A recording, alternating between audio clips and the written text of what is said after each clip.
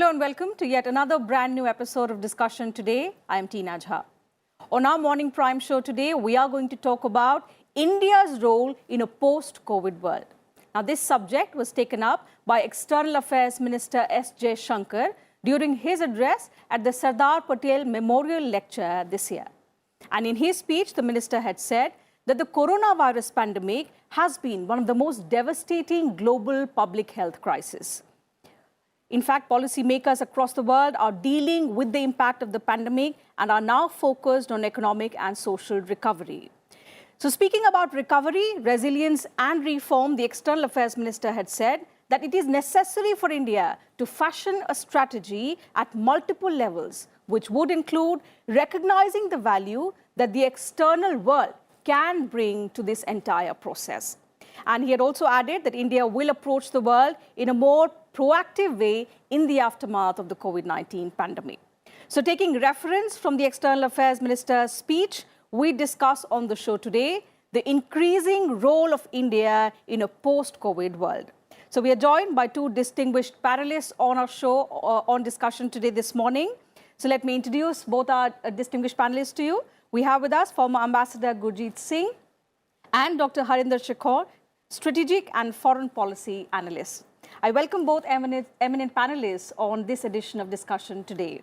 Let me begin the discussion today with you. One of the important highlights from the External Affairs Minister's speech at the Sardar Patel Memorial Lecture was that before the pandemic, India had established itself as a global techie. That's the reputation India enjoyed in the world. But the COVID-19 pandemic has showed up the perception of India as the pharmacy of the world. How do you look at this changing reputation of India during the pandemic for the world and coming across as a country which helps the world in dealing in times of such a global health crisis? All crisis leads to new opportunities. And I think we have to be ready for a brave new world with brave new steps. And I think the minister has spoken about some, but not all of them. If you recall, 1991 was a churning of the world. You know, the Berlin Wall had just come down, the Cold War was ending, and the Gulf War had started, and India liberalized its economy. And later in 2004, when the tsunami hit the areas between us and Southeast Asia, it was India which grasped the opportunity and stepped out to help people, showing resilience and a willingness to reach out to those in trouble, even though the tsunami had also hit parts of India. And there also the opportunity was grasped. And today when we talk about Indo-Pacific and the Quad, we have to look back at the coordination of the tsunami-related events of 2004, which opened many doors. Today, the pandemic has shattered many existing myths about how we ran the world. For instance, we were debating before the pandemic the future of work. I think that future has come rather early, and we are now working from home.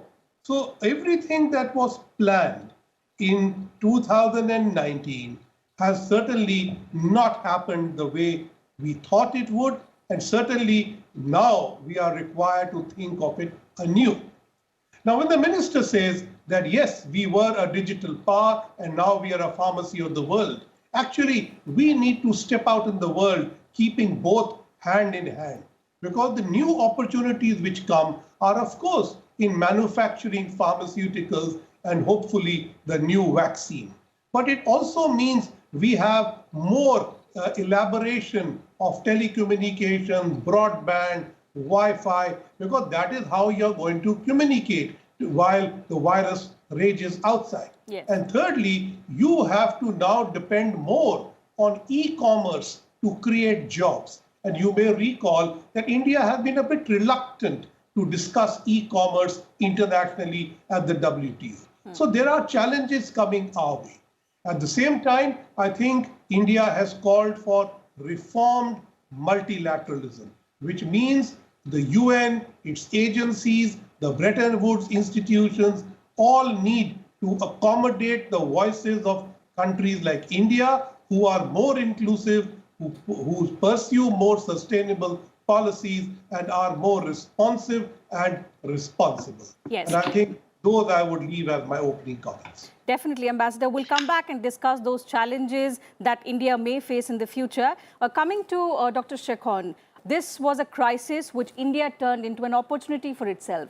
How do you see this medical diplomacy by India ever since the COVID-19 pandemic began improve its perception, its reputation among the global rank?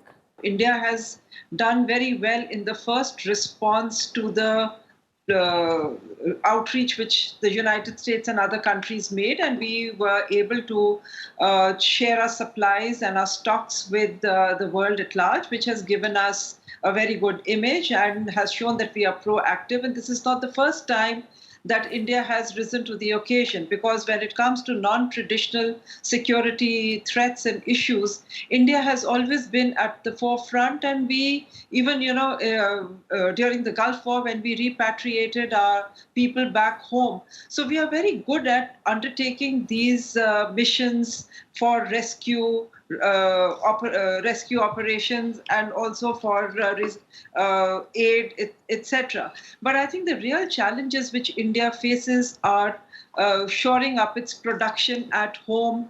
And as Ambassador has just mentioned, I think I would like to talk about the challenges to this global world order which we are witnessing.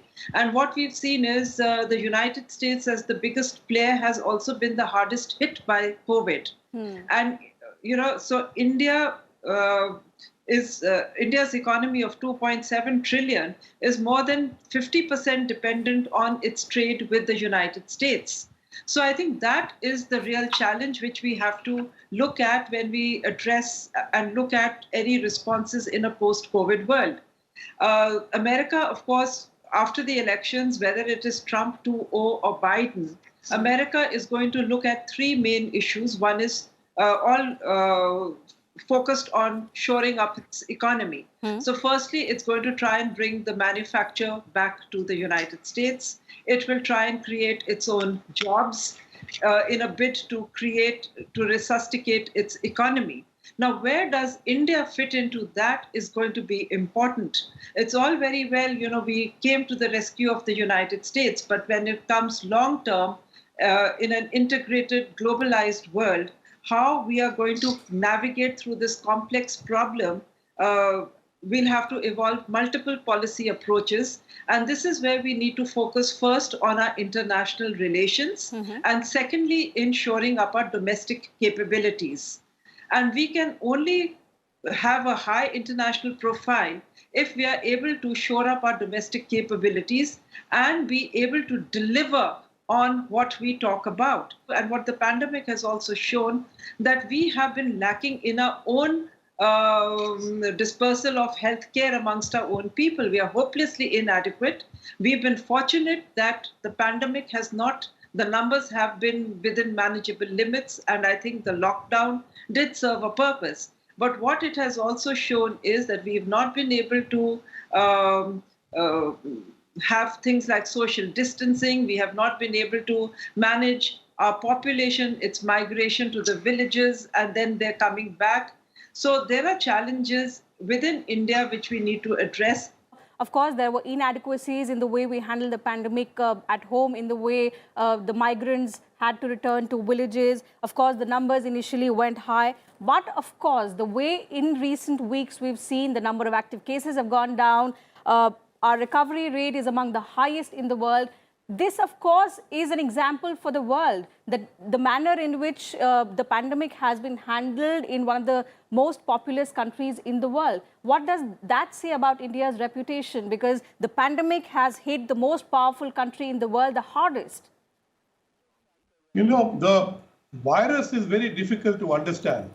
But I think equally difficult to understand is the best policy to deal with the virus. Definitely. So many countries which initially did badly, then came out looking good, are now suffering a huge surge of a second wave. So there is no consistency in the way the virus behaves, and therefore no consistent policy which can be advocated. We are still all finding our way.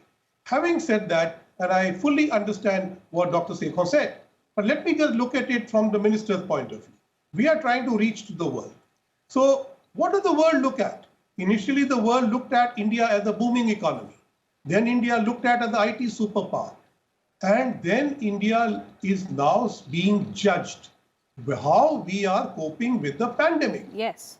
Now, if you look, the names of Vietnam, Korea, New Zealand are often mentioned, but they are being mentioned, for instance, even as a Quad Plus, not because of their military or economic strength, but because of their capacities to deal with COVID.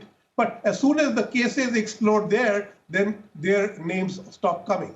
So I think today we are in a dynamic flux where we are being judged on our capacity to deal with the pandemic, and we must pursue this relentlessly to get it right. And I think Dr. Sekho has pointed out the various contradictions. Not just in effectively containing the pandemic, but also that in the face of adversity, while overcoming the turbulence of the pandemic domestically, the manner in which we handled China along the line of actual control, the tensions were soaring high for months on, but the effective manner in which it was handled diplomatically. Yes, indeed. But in the next few weeks, you will see India participating in several plurilateral summits. The Shanghai Cooperation Organization, the India-ASEAN Summit, the East Asia Summit, the G20, and the like. Now, take it from me, in none of them is India going to cry that China has entered my territory and I'm facing up to them. That is something we are going to show through resolute will that we are doing. But we are going to talk about our capacities to deal with the COVID and contribute to good governance in the world through that. We want to be seen as the provider of public service in a global context. And that is the role India sees for itself. So whether you talk about reform multilateralism, or you talk of India playing a greater role in the region like we did with the SAARC countries to start with, I think India has taken the right step to show that it is a responsible power which will act sustainably in the future. And in a way, reaching out to the world, as Jaishankar said that, trust and resilience are two characteristics that will command a premium in the post-COVID times. That's exactly the point that Prime Minister Modi made last month at the India Idea Summit. Dr. Harinder Shekhar? Absolutely. India is resilient, and especially when it comes to facing challenges, I think because we live in a challenging environment, and right since independence, we have faced many challenges. But having said that, looking to the future, I think the real resilience and worth of India can be built. And this is where India can make a suitable contribution to fighting the pandemic, is by skilling its youth, its manpower. This is something which we have been talking about for the last 15 years on a very serious note. But unfortunately, since 2008, we've been talking about that the youth bulge should remain, youth should not become a youth bulge, but become a youth dividend. And I think the time has come now to skill this youth and train them. And this is, I go to, the online delivery mechanisms, the Amazons and all. Instead of creating just a class of delivery boys and security guards, I think we need to have, coming specifically to the healthcare sector, we need to set up facilities which would skill these people in managing hospitals, assistance for the radiology department and all, or the X-ray departments. We have the manpower and we can make this contribution, because I think where the Western world realizes, and it has suffered heavy casualties in the pandemic, is because they did not have enough. They were totally inundated by the numbers. Yes. Because they have first-class healthcare and health service, but when the pandemic struck, they did not, they were overstressed. The doctors were overworked, and they did not have paramedic and nursing staff.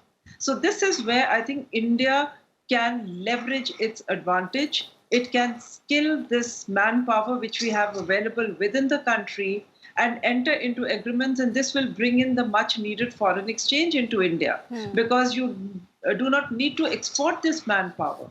You can enter into these short-term agreements that we will send our staff for 2 years and 3 years, and they will man your hospitals and then come back, or you have a rotation system. Now, this is something which the policymakers have to evolve at their own level. Yes. But, because the Americans would not want Indians in droves, the nursing staff and all, to come and inundate the country as Trump, and especially if you have a Trump 2.0.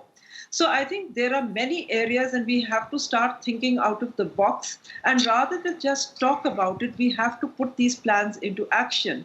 Because the smaller countries, as Ambassador Gurjeet Singh mentioned, South Korea, Taiwan, New Zealand, they have managed so much better because they have got their infrastructure in place. And India has the advantage of its population, and we need to train and skill. I think this is where our priorities should lie now. And secondly, we have to have a blueprint for developing social infrastructure at many levels, not just healthcare. So this would bring in your primary education, drinking water. So you have to make these nodal points for the country. Yes. It's not so difficult because ours is a country of about 700 odd districts. So if you have a bottoms-up approach rather than a top-down approach, that is what, you have to start these measures at the district level. Definitely. And this is the way to build and get rid of poverty and other issues, which we've been thinking about, because the government cannot mandate everything sitting in New Delhi.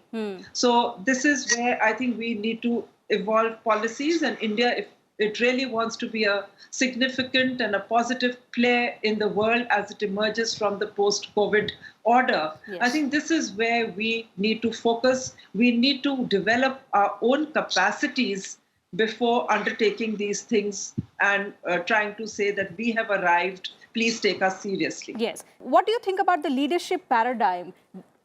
The manner in which during the COVID-19 pandemic, we saw Prime Minister Narendra Modi not just handling it domestically, but in a way sort of also initiating the virtual G20 dialogue. So he is not only looking at the manner in which policies or these hurdles have to be taken care of domestically, but also a shifting or an increasing leadership role at the global level? Undoubtedly. In the G20 today, Prime Minister Modi is a senior leader. And he showed this while requesting Saudi Arabia to convene a virtual G20.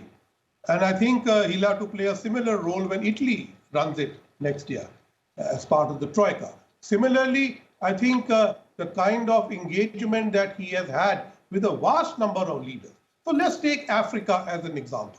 Prime Minister Modi actually called up the president of South Africa, who's also the chairperson of the African Union, and he called up, I think, 5 different African leaders of each region, and he spoke to them. And Dr. Jaishankar followed that up with numerous calls to a large number of foreign ministers. And what followed was a surge of India's medical diplomacy by supplying equipment, gloves, PPE kits, and hydrochloroquine to a large number of African countries. We also joined the G20 consensus. In fact, we drafted it to allow for the fact that this year, countries, mainly in Africa, who do not want to repay the interest and the capital of the loans they have taken from us will be exempt. And we have done that. Having said that, in Africa, we have something called the Pan-African E-Network Project. It has telemedicine and tele-education components run from India with 47 countries. So we should activate that for online communications and share our COVID engagement, how we are handling COVID. And as Dr. Sekon said, we should talk to radiologists, dialysis operators. There are a vast number of paramedics who can be trained online to treat COVID patients in this emergency. Africa has its own pandemic treatment system, which they have used well. But I think the existing system that we have, we should use. Similarly, I think Dr. Sekon mentioned, and I think this is again a question of leadership, because India is the main country which has been promoting social impact investment. Whether it's in the health sector, it's in women, it's in labor, it's in pollution controls, it's in recycling, all the SDGs, you can invest in them through small inputs of investment. India is the leader in impact investment. We must take this to the world. and say, we don't have to work only on donations. You don't have to wait. You can get investment into these, and you can get your own young people skilled, trained, and operate these businesses which meet sustainability goals and well as create employment. I think those are the leadership that we need to take, and we should not be content with being the pharmacy of the world. We need to invest more in innovation. Yes, definitely. We are waiting for somebody else to make the vaccine, and then we'll manufacture it in a big way. But there's inadequate effort, I think, in India to develop a vaccine. I think that is where innovation in India needs. And if you can be the creator of a vaccine rather than its manufacturer, then you are much more than the pharmacist of the world. You are the biotech of the world. We need to get our youth involved in doing socially responsible activity. And that will make a big difference. Okay. Dr. Shekhar, apart from the health sector, where we've seen India's role emerging rapidly, significantly since the pandemic began, technology was one sector where India was already contributing. In a post-COVID world, which are the areas in which you see India significantly doing well? See, any area of non-traditional security when it comes to evolving a mechanism for climate, for example. I think we are always on the defensive over there because we will get an opportunity because even Trump has said that he may rethink his decision about having withdrawn from the Paris climate deal. So I think climate is one because India and China get singled out as being the polluters of the world. And so India can make a significant contribution by channelizing and, kind of investing more in solar power, in wind power, these renewables. Renewable energy is something where India can make much more focused investment and involve more people, industry over there, and especially solar power, wind power. I think we need to focus on renewables when it comes to biomedical sciences, and Ambassador Singh has already said that we need to invest in biotechnology rather than just aping or marketing something for the Western pharmaceuticals. We do have very good people working on biomedical services. I think they need to be further encouraged rather than, and I think this is where the most important thing is that we need to change our mindset and look for a new economic model rather than seeing, having this, because there is a feeling that there is bureaucratic stranglehold coming into each, so too many sanctions and all. So when these areas have been marked as priority or critical, these should be fast-tracked and everyone should be made a part of this success story rather than, and as I mentioned earlier, you cannot have the government breathing down and forcing these things from the center or from the top. A policy needs to be evolved that you go to the district level, and from the district level you go down. And this is not difficult because you do have your All India services and all, and responsible people manning these district headquarters. So why not create a better mechanism over there where administration means not just normal civil administration, but social administration as well, and you have the social sector is given much more attention and built over there. Yes. So I think India has tremendous scope to contribute in any area of non-traditional security as well. I mean, but I know it is very interesting for people to look at India's defense capabilities or the lack of defense capabilities and what is happening at the LAC. But I think for a population of our size and a country with our kind of challenges, we need to focus on renewable energy, water. We have to manage our waterways better because you have floods in certain areas. So these are the kind of areas where we need to focus on this kind of infrastructure. Master Gurdeep Singh, let me take one concluding remark from you. Each time a pandemic strikes the world, and something of this scale like the COVID-19 pandemic, we sort of see a new global order. do you see after the COVID-19 pandemic a new emerging global order and the role, the space that India will have in this post-COVID world? Indeed, I see the new order not as clearly as it ought to be. It will take a few years, but India certainly has a role in it, multilaterally, plurilaterally, as a democracy and as a responsible power. As Dr. Sekho said, we must look at renewables. Yes. So we have the International Solar Alliance. We must push that very hard. We must look at the disaster resilient infrastructure initiative and push that very hard. And we must make sure that we give enough impetus to India's private sector and civil society to be partners in this new order that India seeks to be a part of. All right, so with that, I'll have to call it a wrap on this edition of Discussion Today. Thank you to both our eminent panelists for joining us on the program this morning and putting things into perspective for us and our viewers. What's come out of the discussion today, pointed out by both our panelists, is that India indeed has a significant role to play, has been doing extremely well when it comes to contributing to the global order ever since the COVID-19 pandemic began worldwide. The world's perception towards India has already changed. What Dr. Jaishankar said, that earlier the world looked at India as global techie, but now India has earned a reputation as the global pharmacy, in fact, the pharmacy of the world. That's what Dr. Jaishankar pointed out. But both our panelists also suggested that there are several non-traditional areas which India needs to work on and enhance its contribution towards the world. So with that, it's time for me to wrap up this edition of Discussion Today. I once again thank both our eminent panelists for joining us on the show this morning. We'll be back same time tomorrow with another topic of current significance. You can also watch our program on YouTube, and you can send us your feedback and suggestions about our program. And besides, you can also write to us on the kind of issues, the topics that you want us to take up on our program every morning. Thank you very much for your time.